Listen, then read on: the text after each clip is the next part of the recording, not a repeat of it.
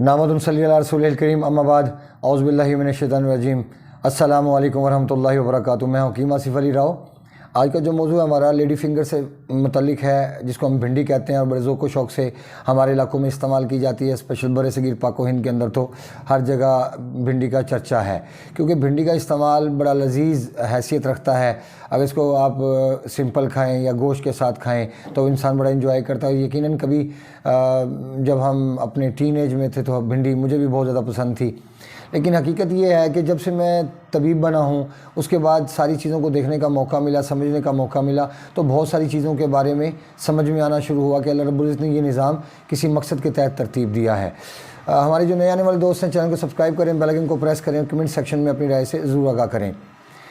भिंडी का जो मिजाज है ये असाबी गुद्दी, जिसको तर गरम कहा जाता है। साबिर मुल्तानी साहब रहमतुल्लाह अल्लाह उन पे करोड़ों रहमतें फरमाए। उनके जानशीन, उनके कहना मानने वाले, उनको समझने वाले, उनकी फ़िलासफ़ी को समझने वाले लोग बहुत कम हैं। अगर हम उनकी फ़िलासफ़ी को समझें तो हर चीज़ हमें बताती है कि अगर किसी इंसान का मिजाज खुश्क है तो उसको गर्म चीज़ चाहिए, अगर गर्म है तो उसको तर चीज़ चाहिए, अगर वो तरी में मौजूद है तो उसको खुश्की की तरफ लेके आएँ ताकि उसकी रतूबात खुश्क हो। अगर खुश्की में इंसान खड़ा है तो हरारत पैदा करें। ये एक चक्कर व्यू है जिसको चलाना ज़रूरी है। अगर इंसान बैलेंस है अपनी कंडीशन के हवाले से, अपनी उम्र की, अपनी एज के हवाले से, उसका वज़न नॉर्मल है, उसकी कंडीशन नॉर्मल है, तो फिर उसके लिए कोई पाबंदियाँ नहीं। लेकिन पाबंदियाँ तब लगती हैं कि जब हम अपनी कंडीशन में नहीं रह पाते, जो अल्लाह रब्बुल इज़्ज़त ने कानून तरतीब दिया है उसके अंदर हम नहीं रह पाते, हम बाहर निकलते हैं और बीमार हो जाते हैं। जब बीमार होते हैं तो हमारे लिए बहुत सारी पाबंदियाँ ज़रूरी हो जाती हैं, क्योंकि बीमार होने के बाद हमें सबसे ज़्यादा अहम चीज़ इस बात को देखना होता है कि हमारे लिए कौन सी चीज़ फ़ायदा कर रही है, कौन सी नुकसान पहुंचा रही है। क्योंकि रूटीन में जब हमारा निज़ाम ठीक होता है तो हमें मसाइल का सामना नहीं करना पड़ता, लेकिन जब हमें निज़ाम हमारा डिस्टर्ब होना शुरू हो जाता है तो हमें मसाइल का सामना करना पड़ता है। अब भिंडी का मिजाज तरगरम है। जब तरगरम चीज़ है तो उसका ताल्लुक़ इंसान के दिमाग के साथ बनता है, नर्वस सिस्टम के साथ बनता है, और इस चीज़ की ज़रूरत हमें तब पड़ती है जब हमें अपने नर्वस सिस्टम को डाइट की ज़रूरत हो, हमारे नर्वस सिस्टम को ख़ुराक की ज़रूरत हो, तो हम भिंडी का इस्तेमाल करवा सकते हैं। क्योंकि जिस चीज़ का मिजाज तरगरम है उसके इस्तेमाल की जो मुनासिब जगह वही बनती है जहाँ पे उसकी ज़रूरत है। अब इसकी कैफियत के अंदर, इसके मिजाज के अंदर अल्लाह रब्बुल इज़्ज़त ने जो चीज़ रखी है वो रतूबात को पैदा करने के साथ साथ इंसान की बॉडी में स्टॉक करना होता है। जब रतूबात पैदा होने के साथ साथ जिस्म में रुकना शुरू होती हैं तो फिर उसके फ़ायदे तब हमें मिलते हैं कि जब हमारे जिस्म में हरारत ज़्यादा बढ़ गई हो या हमें पेशाब में जलन के मसाइल का सामना हो, पेशाब हमारा रुक रुक के आता हो। क्योंकि जिस चीज़ का मिजाज तर गर्म है उसने आपके असाब को डायरेक्ट छेड़ना है, और असाब को छेड़ने की ज़रूरत हमें तब पड़ती है जब इसकी तस्कीन की वजह से हमारे सामने मसाइल पैदा हों। जैसे मिसाल के तौर पे किसी इंसान को सोजाक का मसला बनता है, किसी इंसान को पीले यरकान का मसला बनता है, या बहुत सारे लोग हैं जिनकी हरारत की वजह से मादम नविया पतला होता है। याद रखें, मैं फिर बता रहा हूँ, हरारत की वजह से जो मादम नविया पतला होता है, इस लोग हमारी वीडियोस को देख के उसका गलत मतलब मत लिया करें, उसको उसकी जगह पे इस्तेमाल किया करें। वीडियो को गौर से देखा करें, तसलसल के साथ देखा करें, ताकि जो लोग समझना चाहते हैं उसको समझने में आसानी पैदा हो। अब भिंडी का इस्तेमाल चूँकि तरगरम है, और ये तब ज़रूरत पड़ेगी जब हमारी बॉडी में हरारत बढ़ जाती है और हमारा खून गर्म होना शुरू हो जाता है, उसमें हिद्दत बढ़ जाती है।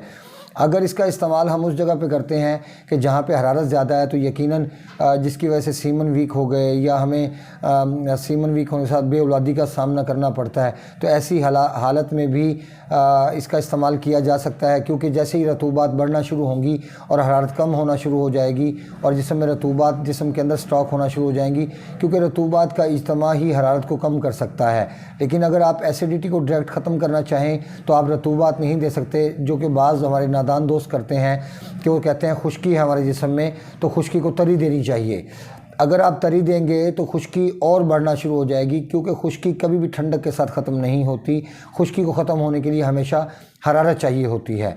हाँ, दूसरी जगह है रतूबात का इज्तिमा। अगर रतूबात आपके जिस्म में ज़्यादा है, गैसेस बनती है, पेशाब सफ़ेद रहता है, और आपका मुंह का ज़ायका फीका रहता है, नफक शिकम पैदा होता है, तो यकीनन भिंडी और ज़्यादा नफक शिकम को बढ़ा देगी और ज़्यादा आपके गैस्ट्रिक के मसाइल को बढ़ा देगी।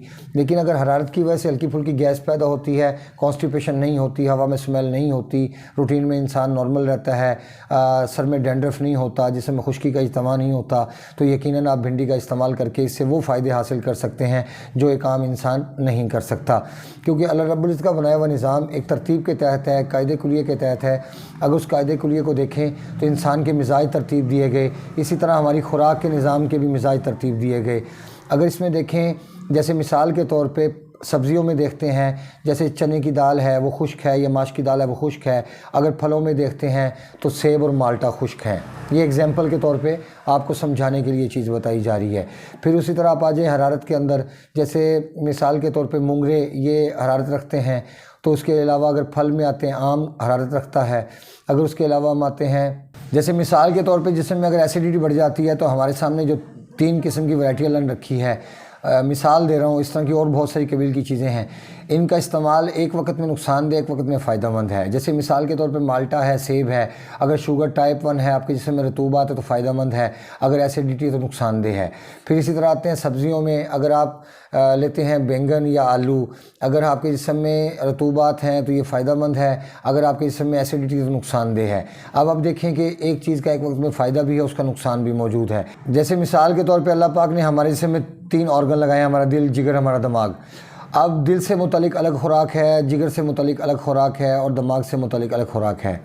जैसे चूँकि भिंडी से मुतलिक वीडियो है, पहले दिमाग की बात कर लेते हैं। दिमाग से मुतलिक भिंडी है, जैसे खुबानी है, जैसे मक्खन है, ये दिमाग से मुतलिक चीज़ें हैं। जैसे पिस्ता है, जैसे बादाम है, अब ये दिमाग से मुतलिक चीज़ें हैं। ये दिमाग के ऊपर पावर बढ़ाती हैं। इनकी ज़रूरत तब पड़ती है हमें जब हमारे जिस्म में हरारत बढ़ जाए और हरारत की ज़्यादती होने की वजह से हमारा पेशाब जलना शुरू हो जाए, पीला आना शुरू हो जाए, या हमारे जिस्म में हिद्दत बढ़ के हमें यरकान जैसे मसाइल का सामना करना पड़े। हम तब ऐसी चीज़ का इस्तेमाल करेंगे या हमारा हरारत की वजह से मादा नविया पतला हो जाए। लेकिन अगर इसका हरारत में आप इस्तेमाल करने की बजाय आप रतूबात की ज़्यादती की सूरत में इसका इस्तेमाल करेंगे इन चीज़ों का, तो आपकी बीमारी को बढ़ाने का सबब बनेगी।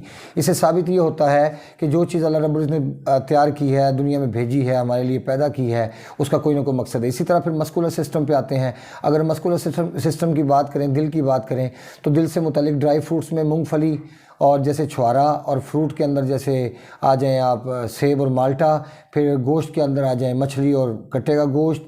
और फिर इसी तरह अगर आप आते हैं सब्ज़ियों में आलू और गोभी वगैरह, बैंगन वगैरह, ये सब चीज़ें मस्कुलर सिस्टम के तक़वियत के हवाले से, इस पर दबाव बढ़ाने के हवाले से हैं।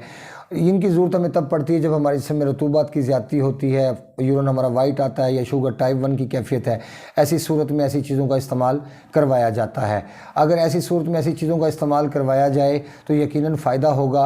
लेकिन अगर जिस्म में एसिडिटी ज़्यादा है, तेज़ाबियत ज़्यादा है, तो फिर इन चीज़ों का इस्तेमाल आपके लिए ज़हर कातिल साबित होगा। इसी तरह अगर हम तीसरे ऑर्गन की तरफ आते हैं, हमारा जिगर, जिसका मंबर हरारत है, हरारत गरेज़िया। अगर हरारत गरेज़िया हमारे जिस्म के अंदर ज़्यादा हो जाती है, हरारत ज़्यादा है, तो ज़्यादा होने की सूरत में फिर हम जैसे बटेर है, तितर है, मुर्गाबी है, बकरा है, देसी मुर्गी है, इसका इस्तेमाल नहीं कर सकते। हाँ, अगर तेज़ाबियत होगी तो फिर हम इसका इस्तेमाल कर सकते हैं। अब इसी तरह हरारत की सूरत में हमें ठंडी चीज़ों की तरफ जाना होगा। जैसे मैंने आपको एक्सप्लेन किया कि भिंडी, जैसे सफ़ेद अनार, जैसे केला, जैसे पिस्ता, जैसे बादाम, मक्खन, ये सारी की सारी चीज़ें उस वक्त हमें इन फ़ायदा पहुंचाएंगी कि जब हमारे जिस्म में हीट बढ़ जाएगी, हरारत बढ़ जाएगी। बस याद रखें कि हमारी सेहत का दारोमदार इसी बात पर है कि जब हम बीमार होते हैं तो उसकी बीमार होने की सिर्फ एक ही वजह होती है कि हम एक ही ऑर्गन के ऊपर दबाव बढ़ाते चले जाते हैं और बाकी ऑर्गन को नज़रअंदाज कर देते हैं। जैसे मुसलसल हम दिल को एक्टिव करते चले जाते हैं और जिगर को नज़रअंदाज करते हैं, अपने लीवर को नज़रअंदाज करते हैं। तो सोचें, जिस गाड़ी का लीवर ही ख़राब होना शुरू हो जाए या काम करना छोड़ दे, तो उस गाड़ी का, चाहे वो जितनी मर्ज़ी कीमती गाड़ी है, वो आपकी गाड़ी बेकार होगी। अपने दोस्त अहबाब का ख्याल रखें। मिलते हैं इंशाल्लाह मज़ीद इन्फॉर्मेटिव वीडियो के साथ। व मा अलैना इल्लल बलागुल मुबीन। अस्सलामु अलैकुम व रहमतुल्लाहि व बरकातुहू।